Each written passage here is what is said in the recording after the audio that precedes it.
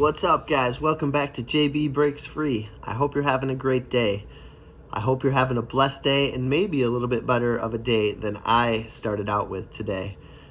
Maybe today's not my day. I do want to get into where to put the extra money that we are saving together, some good spots for that. Before I do, just a quick little recap of my day. So first, I got a nice Instacart delivery, and I'm driving down the street, and I hit a hanging wire, hits my windshield. And I mean, I literally ducked in the car. I'm like, what the heck? That freaked me out, number one. Luckily, nothing happened, no sparks or anything like that. So then I do an Uber Eats, and I drop it off. I'm at this intersection, stopped. I'm waiting to take a left turn. Car bumps into me from behind. And I'm like, oh man, I got a little jolt, just enough to kind of, move my head. But thankfully, it wasn't anything major. I got out of the car, checked the back. The guy was asking me if I was okay, this and that. There seemed to be no damage to the back of the car at all. And it was gentle. I'm not going to say it was I got rocked. It was gentle.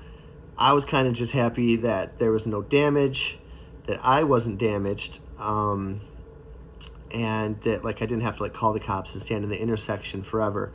I got out back and looked at the back of the car. When I got home, also, I might have saw a little scratch as big as my thumbnail. It could have been there before, but so then I told my wife, and she was like, you probably really should have gotten the guy's information, because sometimes the damage is invisible. But I told her it was pretty gentle, and there's no use of crying about it now, because that's over with. Then so no more orders are coming. I made $30 today, 14 Uber Eats, 16 Instacart. I tried to do a product tube. I go to Walmart. It's kind of like a cracker review. I had to review 4 boxes of crackers for $10, and I love product tube. I do get a lot of money from it that I dump into Amazon, and just it kind of sits there. But and I have over I've got $1,200 now in Amazon gift card credit, which maybe I'll treat myself or just buy something to flip at some point. I also did treat myself a little Dunkin' today. The latte effect. I don't know. My wife and I were just talking about finances last night, and she said I deserved a coffee today. So I took her up on that offer, even though I am trying to diet a little bit harder this week.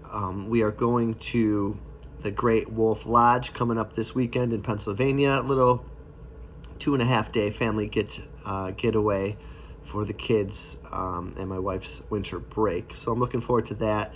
And I got this belly that's going to be out and about on those slip and slides, so I'm trying to cut it down a little bit more. But to finish up my product tube story, I get in there, and it's always a little bit weird because you got to talk and review these products while you're in the aisle with other shoppers. And I've gotten used to it, and it kind of helps that I wear my mask in there, so my mouth, you can't see it moving. But I get in there, and it's cool enough for me, customer-wise. It's not jammed, but the freaking cracker guy's right there, and he's going all the way down the line stocking the crackers, and I wasn't about to do that in front of the cracker guy.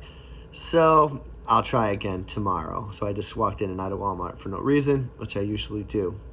So that is a recap of my day.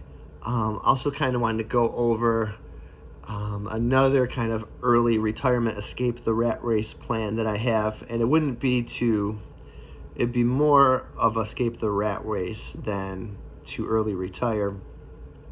I went through one of those topics in a previous video where I wanted to buy my time instead of money, and which that is still in play.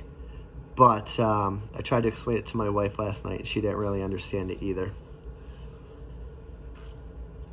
But basically, what it would be is I would save up 5 for the next, we'll say, till I'm 55. So I'm going to be 52 in March. So that's 13 years. I would save up $5,000 for each of those years, which would be like $65,000. And this is just money that I'm saving from Instacart and into the brokerage account where it can grow. And that would be kind of my escape latch. So I would work, we'll say, full-time Instacart gig delivering, being my own boss, and every week I would take $100 from the $5,000 per year. I would take $100 and add it to my Instacart total. So if I made $750 Instacart, I throw $100 on top of that for every single week. If I made $850 from Instacart, I throw $100 on top of that. And that would kind of just take the place of gas and some taxes and stuff like that. But it would still be a little bit more full-time work. Whereas my other escape latch plan is to save up basically $100 per work day from 50 to 55, and that's like $26,000 a year. And then I would go work, and I'd only have to make like 50 or 60, 70 bucks a day, and then I'd have $100 saved up for every single day from 50 to 55 work day. And again, I would be on my own, not having a boss, and a little bit of independence. So I'm thinking of those two crazy ideas to break free and save money. And speaking of saving money, that's the topic du jour of today, and it's what to do with the money you save from not buying things and being frugal and eventually paying off debt, where this money is going to continue to grow and grow.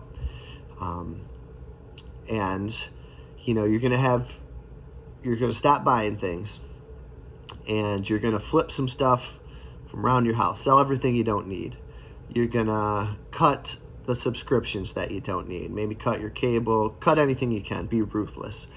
And you're going to start side hustling, and so you can have hopefully a little extra money, whatever that amount is. And then you're going to count up your money, and you're going to pay your bills. And then hopefully you're going to have a little bit extra cash from doing some extra stuff, selling stuff around the house, flipping stuff, going out sourcing, side hustling, like I said.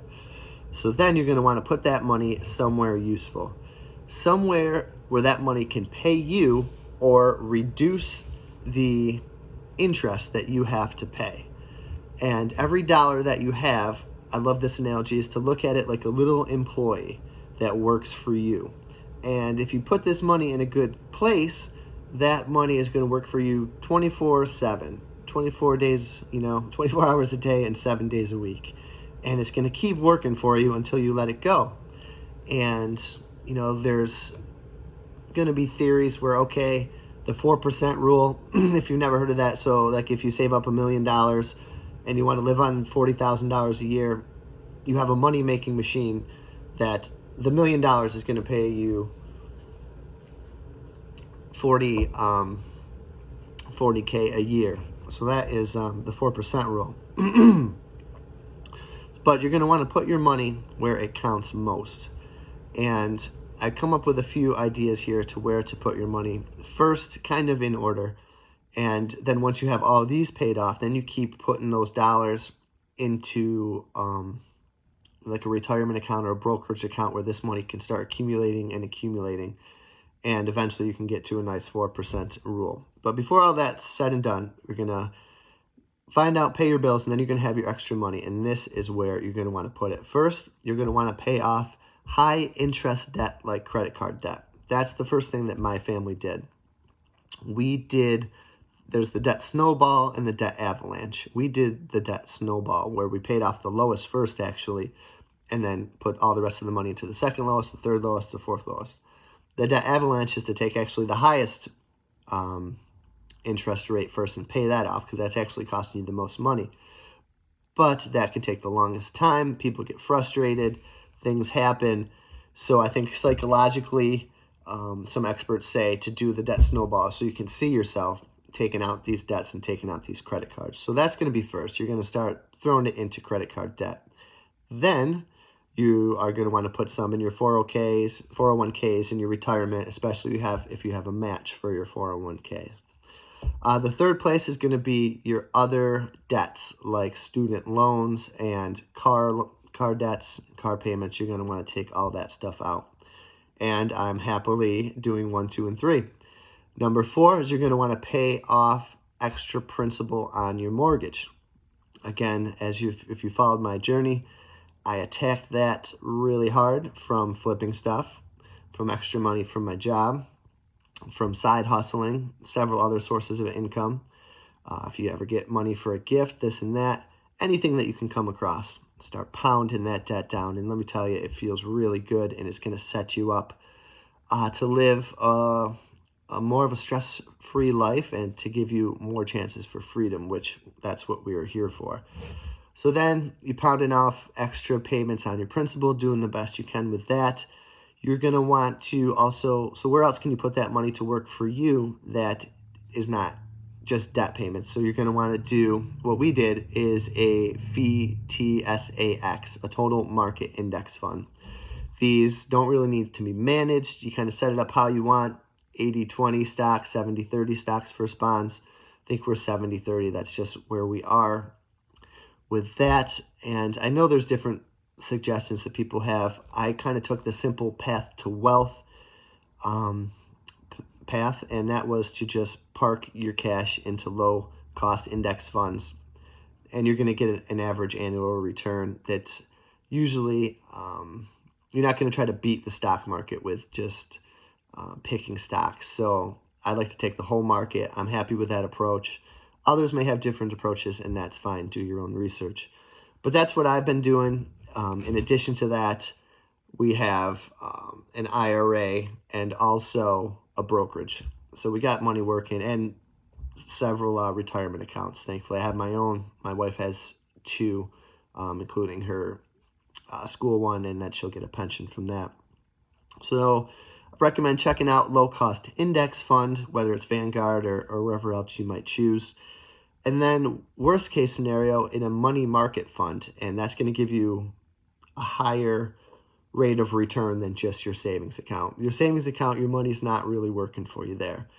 I was never taught that growing up. I was taught by my grandparents and parents that, you put your money in the savings and you'd get interest. You would actually earn pennies of interest, and that was great.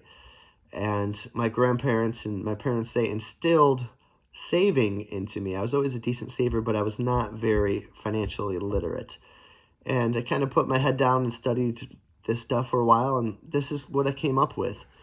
And, there might be better ways to do it, and there's probably worse ways to do it. Do your own research, kind of research the stuff I laid out for you here today. And I think that's a simple path to wealth. I attacked debt as hard as I could, and I started to find useful places to put my money. And that's really what this boils down to. And to start, you need to start making sacrifices. Stop going out to eat to dinner. Stop with the Dunkins. Do whatever you can to find extra money. And then you'll be in a place, if you work hard, that you can get a coffee, and it's not going to be the end of the world. And you're going to just have more freedom with less debt, and then you start building your own savings. And it's really nice when you get to keep that money. I used to make a lot of money and throw it all at the principal, well, most of it. And it feels really good to be able to keep the money that you make. So this, I think, is a path to freedom. And I hope you take it. I hope you're having a great day. And I wish you all the best, and I will talk to you soon. Glad to be with you.